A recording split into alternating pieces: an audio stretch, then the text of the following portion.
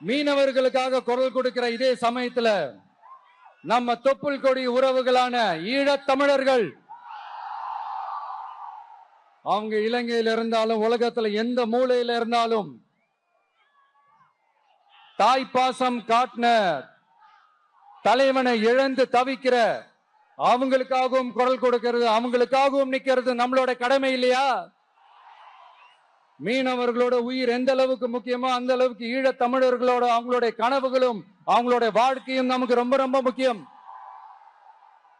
நம்ம மீனவர்கள் படுற இந்த கஷ்டத்தை எல்லாம் பார்த்து ஒரு பெருசா ஒரு கடிதம் ஒண்ணு எழுதிட்டு அதுக்கப்புறம் கப்சிப்னு சைலண்டா போறதுக்கு நாம ஒண்ணு இந்த கபட நாடக திமுக அரசும் கிடையாது.